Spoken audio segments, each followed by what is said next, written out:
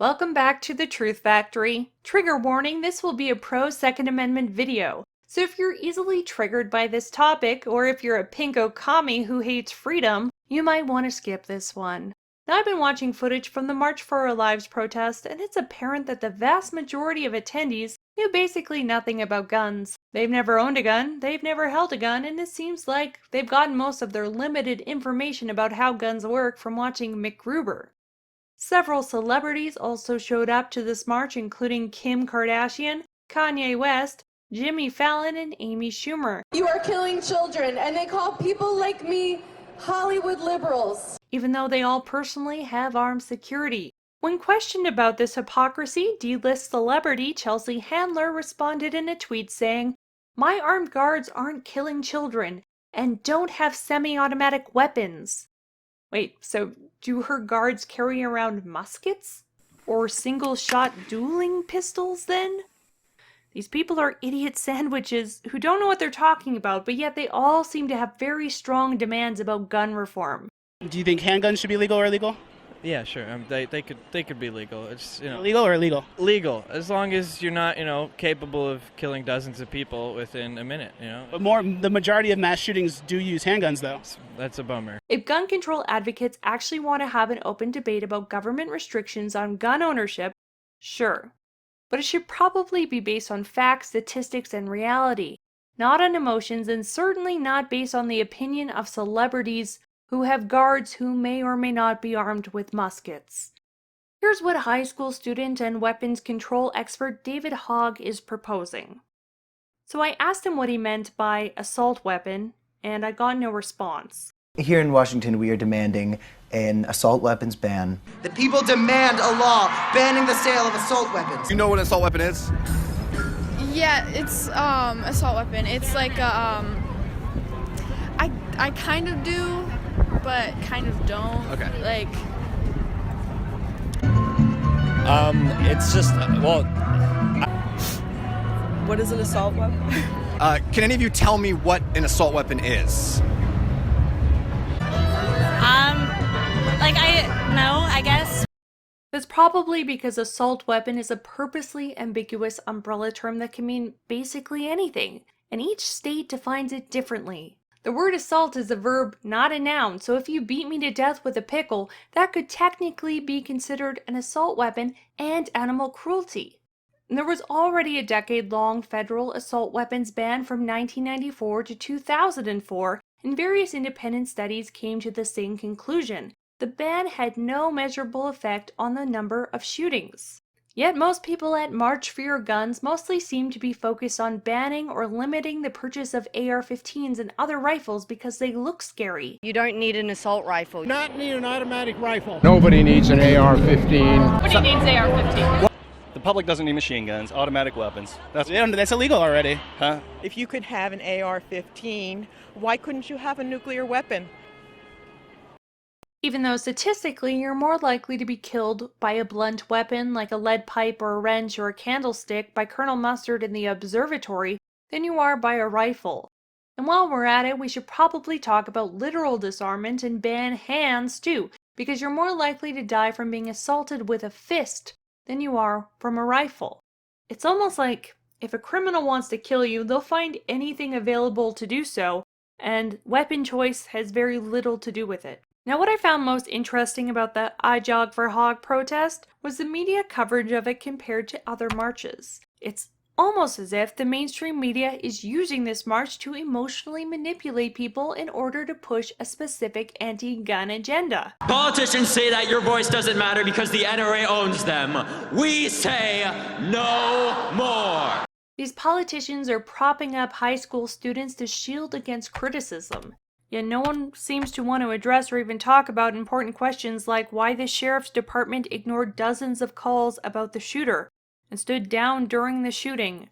Number one, you're right, we have to take weapons out of the hands of people that suffer from mental illness. You're not standing up for them until you say, I want less weapons. No, they want to push for more gun control, as if the gun itself was the problem and not the person pulling the trigger. We need to fight the problem from the core, which is guns. It's almost as if this is not a grassroots protest at all. and is actually sponsored by a litany of leftist organizations with the sole intention of promoting the DNC's gun legislation.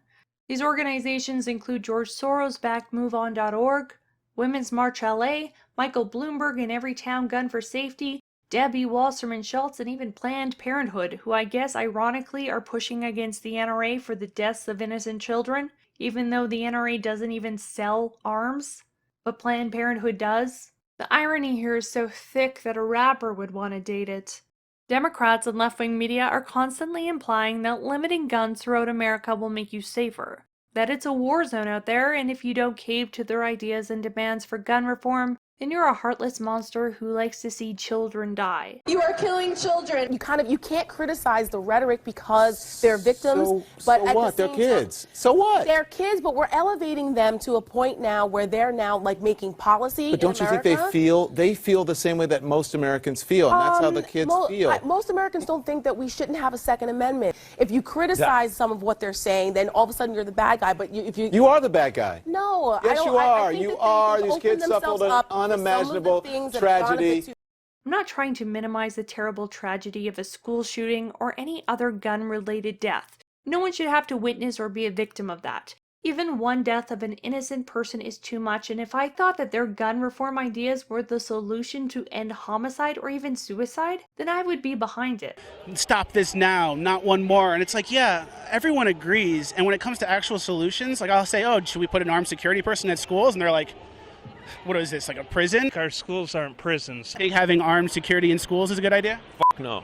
No? No. I think having an armed presence in high schools is absolutely idiotic. When I was in high school, I went to a Jewish day school out in Los Angeles, and a mass shooter named Buford Furo actually drove past our school and saw there was armed security outside. He wanted to target a Jewish center, and he proceeded to drive right past it. He saw that he didn't want to go where there was armed security. He went over to the JCC instead in the East Valley here and shot up the JCC.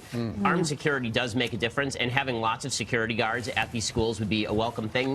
But ignoring these facts in favor of feelings is not productive, and neither is the media's dishonesty pushing the notion that mass shootings are common. They are not. According to the Bureau of Justice Statistics, mass shootings make up less than 1/5 of 1% of murders in the United States.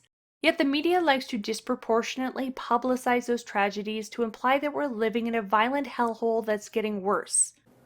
It's a disgrace that this is still happening after Sandy Hook, Columbine, Virginia Tech, Emmanuel AME Church, Pulse nightclub shooting, Las Vegas, the list goes on and on and on. In reality, we're actually living in the safest time in human history worldwide.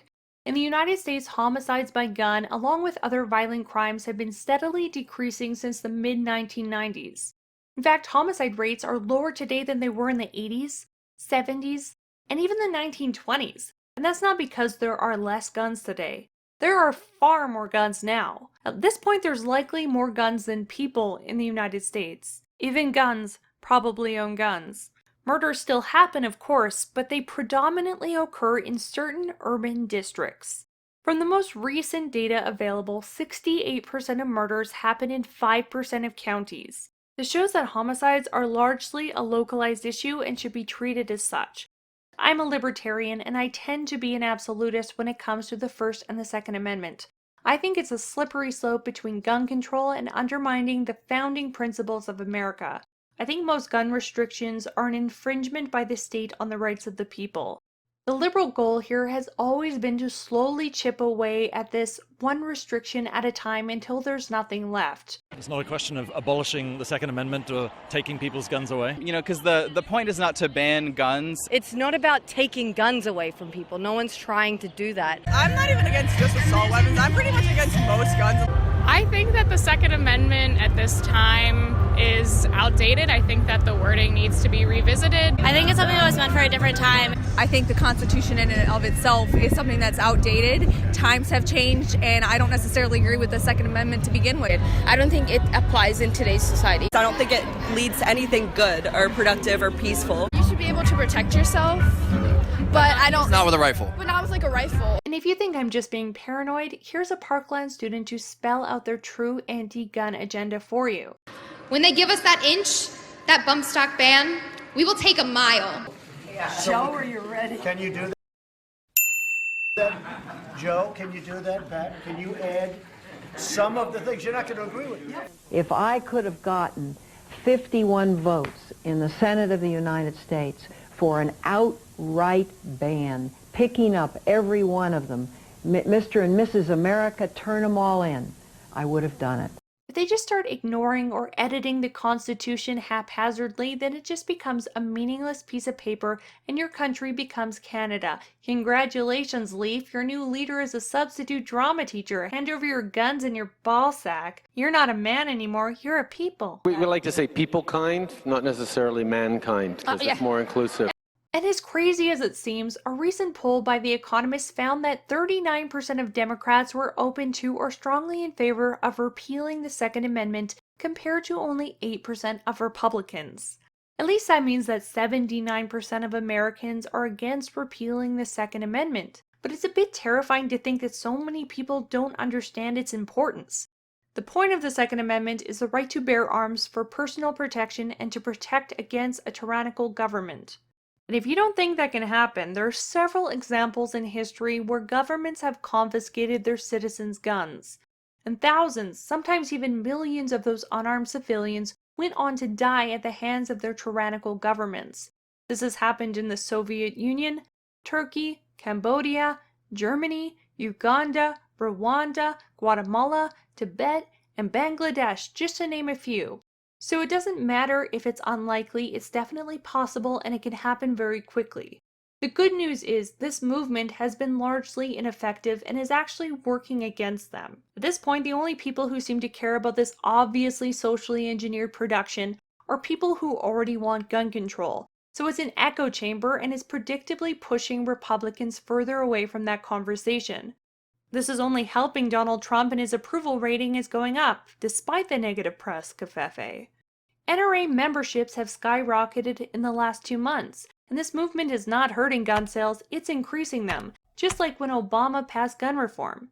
It's having the opposite effect of what they're trying to achieve, and if they keep it up, they're only going to motivate Republicans to get out in droves and vote in the midterms. Aside from immigration, gun reform is the biggest political topic that conservatives still really care about, and Democrats aggressively pursuing gun reform is electoral suicide. Nothing energizes Republicans more than when they think their Second Amendment rights could be threatened.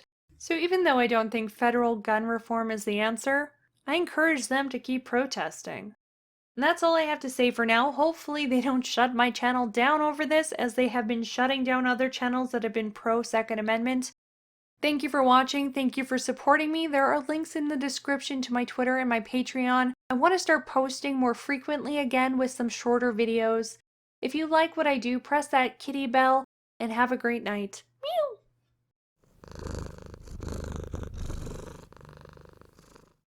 Interesting to me is I spoke to an LAPD officer and they told me that most gun crimes in Los Angeles are actually done with illegal guns, and nobody here cares about that. There's millions of illegal guns. Most crimes are done with illegal guns. No legislation is going to stop any illegal gun, but nobody here cares.